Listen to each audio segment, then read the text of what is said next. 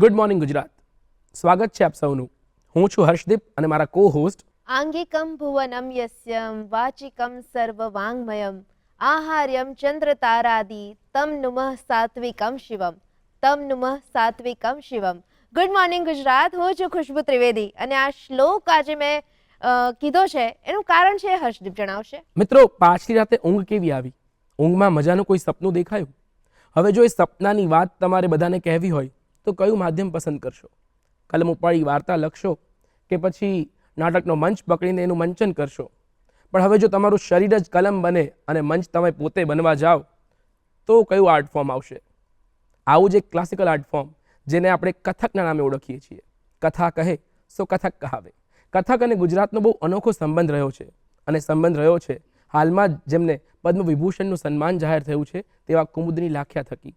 અને તેમની જ આ લેગસીને સતત આગળ વધારતા શ્રી મૌલિક શાહ આજે આપણા મહેમાન છે. સ્વાગત છે સર આપનું અમારા આ કાર્યક્રમ ગુડ મોર્નિંગ ગુજરાતમાં. નમસ્તે. નમસ્તે. શ્રી મૌલિક શાહ પોતે ગુજરાત રાજ્યનો ગૌરવ પુરસ્કાર તથા દિલ્હી સંગીત નાટક અકાદમીના પુરસ્કારથી પણ વિભૂષિત છે. અને જ્યારે આપણે પૂછીએ એમને કે કેમ કથક જ, તો મૌલિકભાઈ આ પ્રશ્ન તમને અનેક વખત પૂછાયો હશે અને તમે અનેક વખત એનો જવાબ આપ્યો હશે, પણ જો પૂછીએ કે આટલા બધા વિવિધ આર્ટ ફોર્મમાંથી માત્ર કથક પસંદ કરવાનું કારણ શું છે? જરાક જુદી રીતે કહું આ વખતે. શું કહો છો? એકચ્યુઅલી હું પસંદ કરું કથકને એ કરતાં એવું જ હતું કે નિયતિ મને કથક તરફ જ લઈ ગઈ હંમેશા. એવી રીતે શરૂઆત થઈ. જલ્દીથી પહોંચાવી દઉં, કદાચ બહુ લાંબુ નથી કહેવું. સૌથી પહેલાં જ્યારે હું થર્ડ એવા સ્ટાન્ડર્ડમાં ભણતો હતો ત્યારે મુંબઈ હતા અમે, અને એક કથક નૃત્યકારને કામની જરૂર હતી એટલે મારા પિતાએ કહ્યું કે તું મારા દીકરાને શીખવાડ. આ રીતે સૌથી પહેલું કથક મને ભટકાયું, જે મેં પસંદ નહોતું કર્યું. કોઈક અકળ એનાથી એ વ્યક્તિ મારા જીવનમાં આવી. થોડું શીખ્યો, પછી શરમ આવે, છોકરો છું, કથક શીખું છું, એવું બધું ત્યાં આગળ છોડી દીધું. પછી અમે અમદાવાદ આવ્યા. અમદાવાદના શ્રેયસ સ્કૂલમાં એક જુદું જ વાતાવરણ, અને ત્યાં આગળ કોઈક કારણસર મેં નૃત્યને જ પસંદ કર્યું. છેવટે ગાઈ નહોતો શકતો, અવાજ સાથ નહોતો આપતો, સ્પ્લિટ વોઇસ થાય ને આપણે, એવા ફેઝમાં કંઈક પસંદ કરવાનું હતું એટલે નૃત્ય પસંદ કર્યું. મણિપુરી શીખતો હતો ત્યાં આગળ મણિપુરી, અને આજુબાજુના મારા મિત્ર મંડળમાં પછી જે સખીઓ હતી એમણે મને કહ્યું કે તું તો આટલું સરસ ડાન્સ કરે છે તો ચાલ અમારી જોડે કથક શીખ. એટલે પાછું એ લોકો મને કથક તરફ લઈ ગયા, અને ત્યાં હું એ વખતથી પછી હું અમારા કુમીબેન સાથે જોડાયો. વાહ. એટલે આ રીતે કથક મને એમ જાણે કે આવ્યું જ સામે દર વખતે એવું થયું. એટલે કથકે તમને પસંદ કર્યા છે, તમે કથકને નહીં, એવું કહી કદાચ શકાય. એવું જ કહી શકાય. બહુ સુંદર વાત છે. પણ સર, આપે એક બહુ સરસ પોઈન્ટની વાત કરી કે છોકરો અને ડાન્સ એટલે આજના સમયમાં પણ આ ટેબુ ગણાય છે. તમે ડાન્સ કરો, તમારા મનોભાવ વ્યક્ત કરતા હોય તો લોકો એમ કે લટકા મટકા ન કર, રહેવા દે. આવા ટોણા મેણા એક જેન્ડર સ્પેસિફિક ડાન્સ ફોર્મ ગણી લેવામાં આવે છે. આનું કોઈ તમે એ વખતે કઈ ચેલેન્જીસ આવા ફેસ અને કર્યા? હર્ષદીપ, એમાં પણ ખાસ કરીને એવું થતું હોય છે કે ક્લાસિકલ ડાન્સની વાત આવે ને ત્યારે વધારે ટેબુ ગણાય છે. હિપહોપ કે બીજા કોઈ ડાન્સ ફોર્મ કરે છોકરાઓ ત્યારે બહુ વાંધો નથી આવતો. પણ એટલે આજે 2025માં આ વસ્તુ ચેલેન્જિંગ લાગે છે. તો આપે શરૂઆત કરી એ દશકો પહેલાની વાત આપ જો કરો તો? એટલે કોઈ કારણસર મને બહુ જ એ વસ્તુ નડી નથી, કારણ કે સૌથી પહેલું તો ઘરનો જ પિતાનો અને માતાનો સખત સપોર્ટ. આખા અમારા કુટુંબમાં અમે આમ તો વાણિયા, એટલે ધંધો, બિઝનેસ, વ્યાપાર એ જ અમારું મૂળ કામ. એમાંથી મારા પિતાએ મને એક આઝાદ કર્યો કે તું નૃત્ય જ કર, એમાં તારે ચિંતા કરવાની જરૂર નથી. એટલે મને એ વસ્તુ આમ નડી નથી. બીજું કારણ એક એ છે કે લોકોના મનમાં આપણી બોલિવૂડની ફિલ્મોએ પુરુષ નૃત્યકારનું વરવું ચિત્ર પ્રદર્શિત કર્યું છે, ખૂબ જ ઓછું સારું. એટલે એવું લાગે કે પુરુષ તો કેવો હશે એમ નૃત્યકાર. પણ જ્યારે મને જોયું છે ત્યારે મારી એક જે રીત હતી એ એક જુદી જ હતી. એમાં પુરુષત્વ સંપૂર્ણપણે સમાયેલું હતું, છતાં પણ એક હું મારી વિશે વાત કરું છું, પણ તમારા પ્રશ્નમાં મારે કહેવું પડે કે એક પ્રકારની જે ગ્રેસ જોઈએ એ પણ સાથે સાથે એક મેસ્ક્યુલાનિટી પણ હતી. યસ, એટલે એ લોકોને જુદી રીતે આકર્ષતું હતું મને. એટલે મને જ્યારે લોકો મને જુએ ત્યારે એ નડતું અને એ લોકોને થતું હતું કે આ તો બહુ સુંદર વાત છે, આ તો પુરુષ પણ સરસ લાગે છે નૃત્ય કરતા. એટલે મને એ રીતે સાથ મળ્યો, મને બહુ જ વાંધો ના આવ્યો. જી. અને મારા ગુરુ, મારા અમદાવાદમાં મારા ગુરુનો ક્લાસ, એમાં એનું વાતાવરણ અને એમના થકી એક જુદા જ બધા માહોલમાં કાર્યક્રમો કરવા જવાનું થયું, એક સરસ સરસ વસ્તુ. એટલે એ આમ મને ના નડ્યું. એટલે કથક સ્ત્રી સ્પેસિફિક બનાવી દીધું હોવા છતાં પણ એક પુરુષત્વ જાળવીને જો કરવામાં આવે તો એ ગ્રેસફુલ લાગી જ શકે છે. જી બિલકુલ, બહુ સરસ વાત કરી સર તમે. લાગી શકે છે. સર, જ્યારે આપણે વાત કરીએ ડાન્સ ફોર્મ કથકની, તો એમાં ઘરાણાઓ જોડાયેલા હોય છે. ઘરાણા. ઘરાના તો એ ઘરાના અને એનું બાયફર્ગેશન કઈ રીતે થાય છે? ઘરાના છે ને પહેલાના સમયની થયેલી વાત છે કે લખનઉ ઘરાના, જયપુર ઘરાના અને બનારસ ઘરાના. મોટા ભાગે એટલે એ એરિયાને લગતું, એ શહેરને માંથી આવેલ નૃત્યકારોને કારણે એક નામ પડ્યું લખનઉ ઘરાના, કે એ આખું બિંદાદીન મહારાજનું જે આખું વંશાવલી છે એ લોકોમાં એ જે આવ્યા, જે બિરજુ મહારાજ સુધીને એના પછી, અને જયપુર ઘરાનામાં સુંદર પ્રસાદજીને એ બધા જે બધા આવ્યા એમના થકી. એટલે એક એના લીધે ઘરાના અને એમની રીત એ વખતે છે ને બહુ ડિસ્ટિંક્ટ હતા. એ દરેક કથક નૃત્યકારોની એ કરવાની એમની રીત, કથકને પ્રસ્તુત કરવાની રીત, કથકની શૈલી, એમની દરેક બંનેની શૈલીઓમાં ઘણો ફરક હતો. કે જયપુરમાંથી આવેલા નૃત્યકારોની શૈલી અને લખનઉમાંથી આવેલા, એટલે એ રીતે ઘરાના પડ્યા. હવે આજના જમાનામાં હું એવું માનું છું કે આજે લખનઉ ને જયપુર એક આમ મનમાં પેસી ગયેલી વાત છે કે ભાઈ બધા પૂછે કયા ઘરાનાના, પણ હવે અમદાવાદ ઘરાનું જુદું છે, બેંગ્લોર ઘરાનું જુદું છે, પૂના ઘરાનું જુદું છે. તમે જોશો, તમે થોડા અંદર ઊંડા ઉતરશો તો દરેક શહેરની પોતાની એક શૈલી છે, કારણ કે ત્યાં વસેલા જે ગુરુઓ છે એમના થકી એક નવી ભાત ઊભી થાય છે. એટલે લખનઉ એક ઉપરનો એક અંદાજ છે કે આ લખનઉ ઘરામાંથી આવેલું એવું કહી શકો, પણ મારા હિસાબે તો હવે અમદાવાદની શૈલી જુદી છે, પૂનાની શૈલી જુદી છે, બેંગ્લોરની શૈલી જુદી છે. વાવ, એટલે જે શૈલીના જે કલાકારો હોય જ્યાંથી આવે છે એ એમનો ઘરાનો. પણ આપણે હજુ સુધી બીજા ઘરાનાના નામ સ્વીકારાયા નથી. બરાબર પણ છે. એવું કહે છે કે 2-3 પેઢીએ પછી એ ઘરાનું કહેવાય. કારણ કે હવે કૌટુંબિક રીતે તમે ઘરાનામાં, અમે બધા તો ઘરાનેદાર ના કહેવાઈએ. અચ્છા. મારા પિતાજી તો અત્યારે, અમે કોઈ નૃત્યના ફેમિલીમાંથી નથી આવતા, અમે કે ઘરાનેદાર કુટુંબના ના ગણાઈએ. અચ્છા, તો અમે ભલે લખનઉ ઘરાનાનો નૃત્ય કરીએ છીએ એવું, પણ અમે ઘરાનેદાર નથી. ઓકે. એ લેગેસી નથી. હા, એ ઘરાનાની blood relation હોવું જરૂરી હા, છે. બ્લડ રિલેશન હોવું જરૂરી છે, ઘરાનેદાર કહેવાય.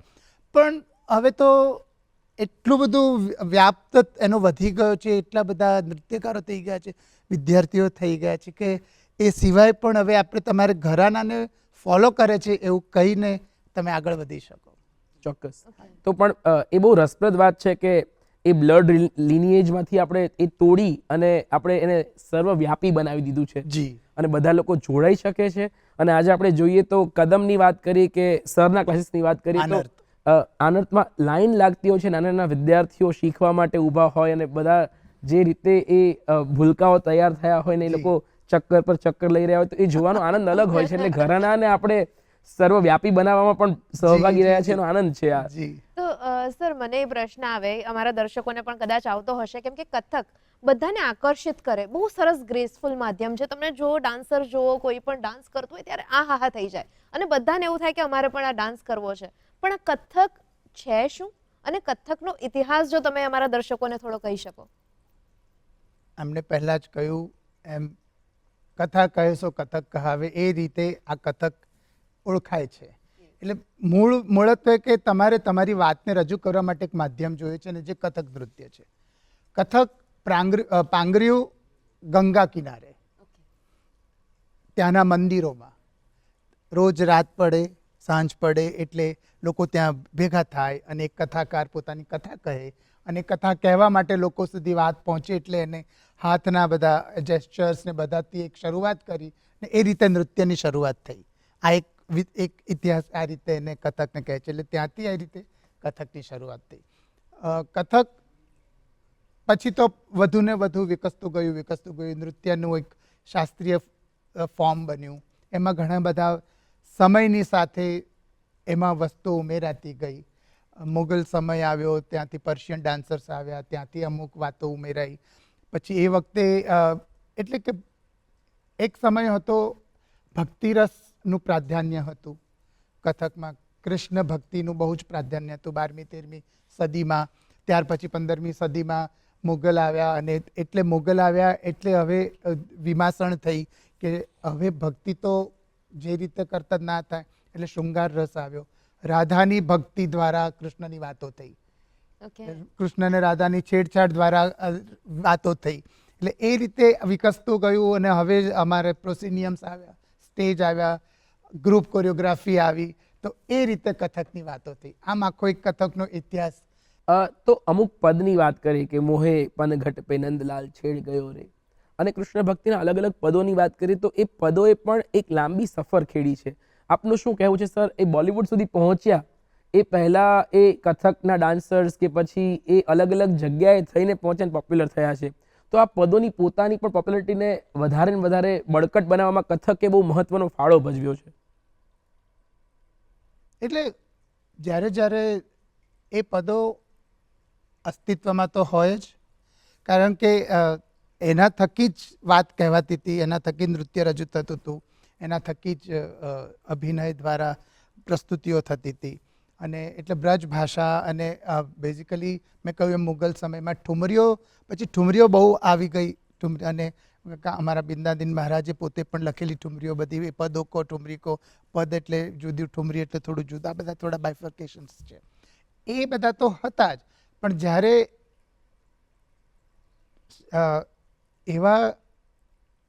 એવા ડિરેક્ટર્સને કે એવા પ્રોડ્યુસર્સને જ્યારે પોતાના ફિલ્મમાં, બોલિવૂડ ફિલ્મમાં એકદમ ઓથેન્ટિક રજૂઆતની જરૂર પડી, ત્યારે આવા પદો અને કોરિયોગ્રાફર્સ જે કથક જાણતા હોય એમને એ લોકો ખાસ લઈ આવ્યા અને એમના થકી આ બધી વસ્તુઓ એક જુદી રીતે પ્રસ્તુત થઈ એટલે પછી એ જાણીતી બની, એવું હું માનું છું. જી સર.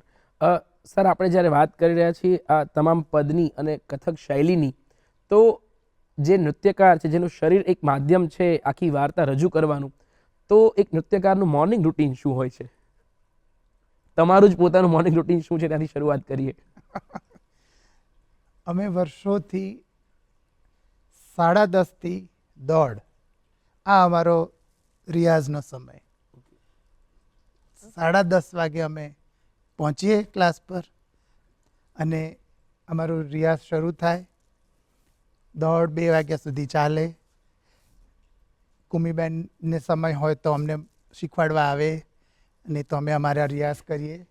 એવી રીતે અમે અમારું, અને એ જ સિલસિલો આજે પણ અમારા ત્યાં ચાલુ છે કે અમે હોઈએ છીએ. અમારા શિષ્યો બધા 10:30-11 વાગ્યા આવે છે, 2 વાગ્યા સુધી રહીએ છીએ અને સવારનો સમય અમારો રિયાઝ અને અમે એમને શીખવાડીએ. આ ચાલ્યા કરે છે. સવાર અમારી આવી હોય છે. બહુ જ બધા કે એમ સવારે 4 વાગે ઉઠીને 6 વાગે ઉઠીને 5 કલાક રિયાઝ, એવું મેં નથી કર્યું. એટલે એવું એ મારે જરૂર નથી પડી મને. ઓકે, તો એવું કહી શકે એટલે સાધના જરૂરી છે, કયા સમય કરો છો એ જરૂરી નથી. ના, જરા સાધના જરૂરી છે. અને સાધનામાં પણ એવું છે ને કે કેટલી કરવી એ પણ એક જરૂરી વસ્તુ છે.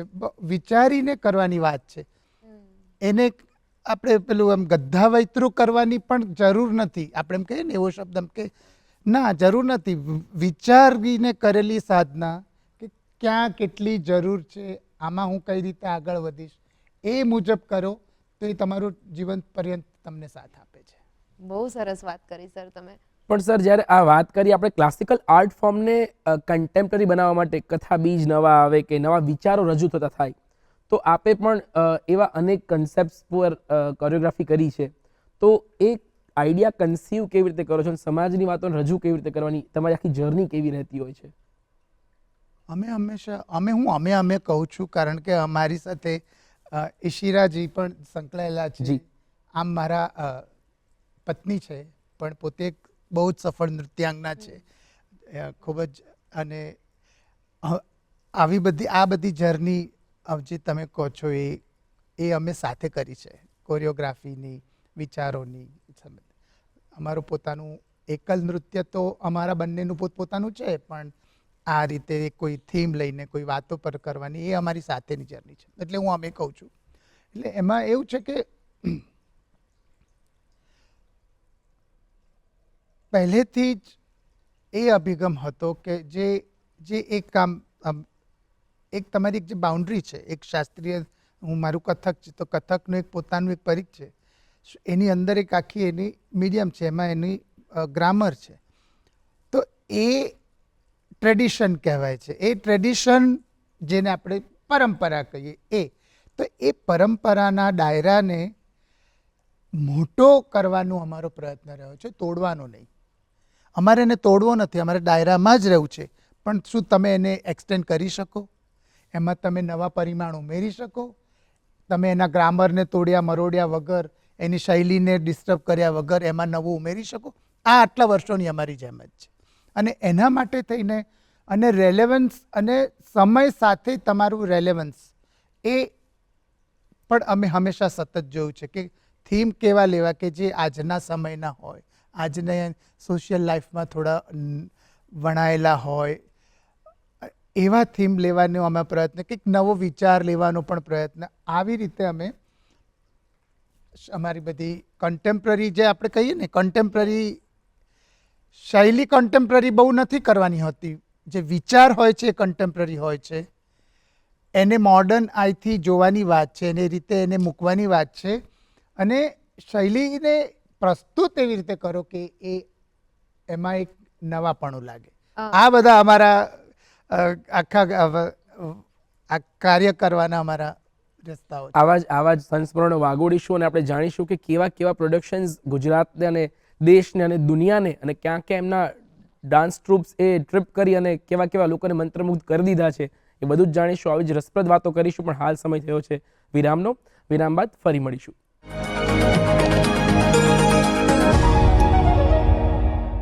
વિરામ બાદ ફરી એક વખત આપનું સ્વાગત છે ગુડ મોર્નિંગ ગુજરાતમાં. આપણે વાત કરી રહ્યા છીએ શ્રી મૌલિક શાહ સાથે. મિત્રો, જ્યારે વાત થઈ આપણી કે પરંપરાગત માધ્યમોને કન્ટેમ્પરરી બનાવવાની એક જર્નીની વાત ચાલી, તો આવી જ એક વાત આપની સાથે શેર કરવા માંગીશું, જે અમદાવાદમાં કલ્લરીપાયટ્ટુ માર્શલ આર્ટ ફોર્મને કન્ટેમ્પરરી ડાન્સમાં ટ્રાન્સફોર્મ કરવાની મહેનત કરી રહ્યા છે. તો આવો જાણીએ આ સ્ટોરી વિશે.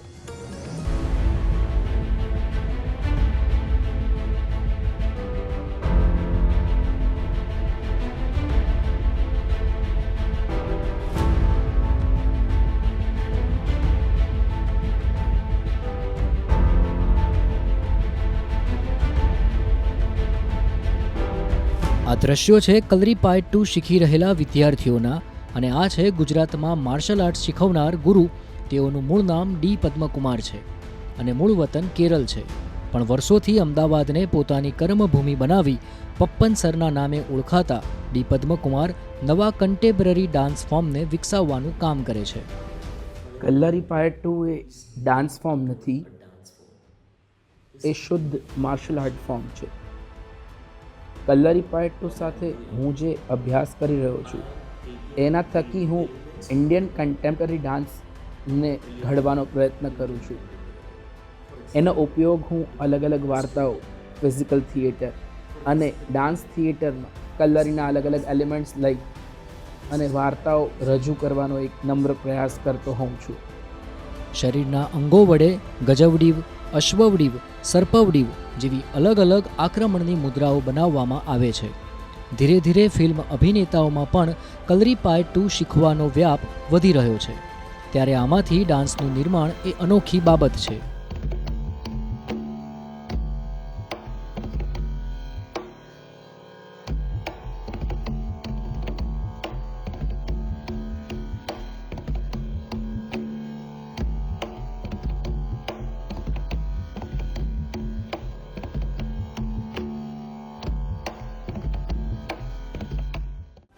પપ્પન ડાન્સ કંપનીમાં હું ક્રિએટિવ ડાયરેક્ટર તરીકે સેવા આપું છું.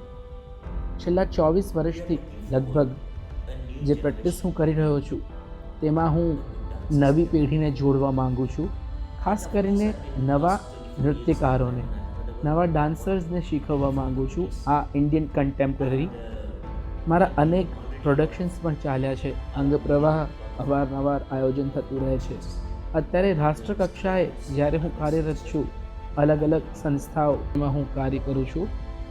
અને મારું એવું માનવું છે કે કોઈ પણ ફોર્મમાં, કોઈ પણ નવા ફોર્મને શીખવતા પહેલાં આપણે એનો પૂરતો અભ્યાસ કરવો જોઈએ, સતત અભ્યાસ કરવો જોઈએ. એથી જ હું મારી જાતને એક શીખનાર વ્યક્તિ કે એક શોધક તરીકે ઓળખાવીશ, નહીં કે ગુરુ તરીકે. કલરીપાય 2 પૌરાણિક માર્શલ આર્ટ તરીકે પ્રસિદ્ધ છે. વર્ષ 2021થી ખેલો ઇન્ડિયામાં પણ આ રમતને સમાવિષ્ટ કરાઈ છે. એક યુદ્ધ કૌવતના દાવપેચને નૃત્ય કલામાં રૂપાંતરિત કરવાના આ કૌશલ્ય વડે પપ્પન સર સતત નવી પેઢીનું ઘડતર કરવાના પ્રયત્ન કરી રહ્યા છે.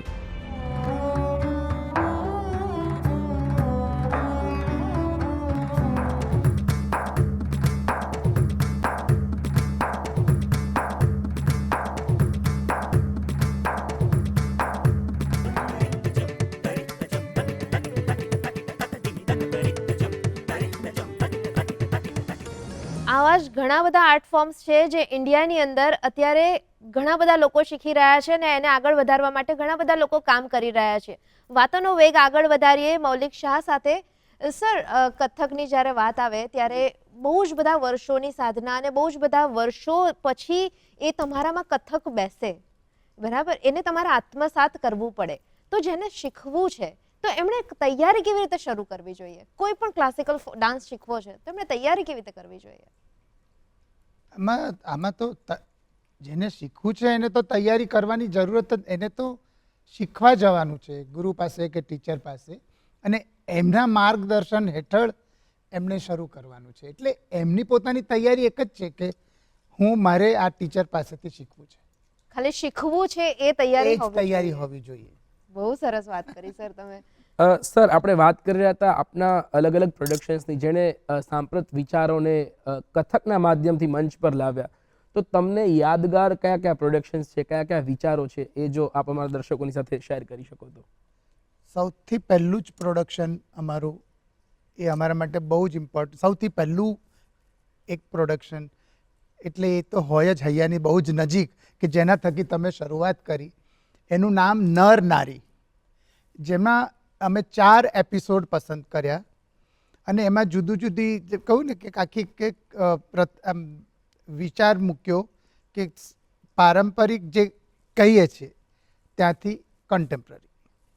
એટલે નર નારી એટલે સ્ત્રી પુરુષના જુદા જુદા સંબંધ વિશેની વાત.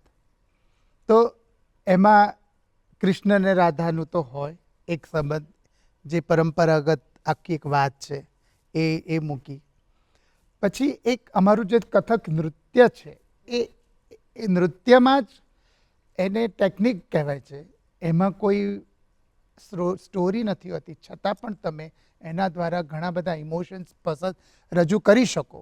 એટલે એ બે શરીર, એક પુરુષનું એક સ્ત્રીનું સાથે ઊભું છે અને પછી શું રિએક્ટ થાય છે, એ એક આખો એપિસોડ હતો કે એના થકી વાત કરી. ત્રીજો હતો એપિસોડ ખિડકી મેં સે, એનું નામ હતું. પહેલાંનું નામ હતું આમને સામને, 2 જણ ઊભા છે. લીલા એટલે જેમાં કૃષ્ણ અને રાધાની વાત છે. આ ખિડકી મેં સે એટલે એક પરિણીત દંપતી પોતાનું પાસ્ટની શરૂઆતથી અહીંયા સુધી કઈ રીતે આવ્યા એની વાત છે. એ આખું ઘણું કોન્ટેમ્પરરી એમાં છે કે લગ્ન થાય છે, આવે છે, બંને વચ્ચે મતભેદ થાય છે, પછી કઈ રીતે પાછા આવે છે, ને એક જ્યારે આ જીવનમાં આગળ વધે છે ત્યારે કઈ રીતે એકબીજાની હૂંફની જરૂર છે. એટલે આ વાતો આખી કરી. અને ત્રીજું હતું મુझे એક ખૂબસૂરત ચહેરે કી તલાશ હૈ, જેમાં યંગ બોય અને યંગ ગર્લ એ મળે છે, છૂટા પડે છે, ત્યાં એવી વાત છે કે બંને એકબીજાને અચાનક મળે છે, પસંદ કરે છે, પણ છેવટે ખબર પડે છે કે આ મને મારે લાયક નથી, આ મારે લાયક નથી, લેટ્સ ડિસાઇડ ટુ બ્રેકઅપ. વાવ. આ કયા વર્ષની વાતો છે? 1994. ઓ બાપરે, આજે પણ સેપરેશન એ બહુ પેઇનફુલ હોય છે, ટેબુ મનાય છે. જી. અને તમે 84 માં વિચાર નહીં, રજૂ 94. ઓકે. 1994, 94માં. તો 1994 માં આ વિચાર તમે રજૂ કર્યો. જી. તો રિએક્શન્સ ઓડિયન્સના શું હતા? એક બહુ જબરજસ્ત રિસ્પોન્સ મળ્યો અને અમારો પ્રથમ પ્રયોગ અમે મુંબઈના નહેરુ સેન્ટરમાં કર્યો, વર્લી. હાઉસફુલ શો થયો, ટિકિટેડ શો હતો અને છતાં પણ હાઉસફુલ થયો.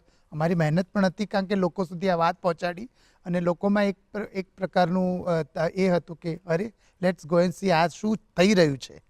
એટલે એ રીતે અમે, અને એનો આખો અમારો જે વિચાર હતો એ અમે એને સેટ્સથી એક આખું એક નવું પરિમાણ પણ આપેલું. જુદા જ પ્રકારના કન્ટેમ્પરરી સેટ્સ હતા કે આમને સામનેમાં પુરુષ ને નર, સ્ત્રી અને નર અને નારીની વાત છે તો એક આમ ટ્રાયેંગલ પિરામિડ જેવો શેપ હતો જેની અંદરથી આવન જાવન થાય. સ્ત્રીના માટે એક વળાંકોવાળા એક આખી જગ્યા હતી જે સ્ત્રીની હતી, આ પુરુષની હતી, એવું.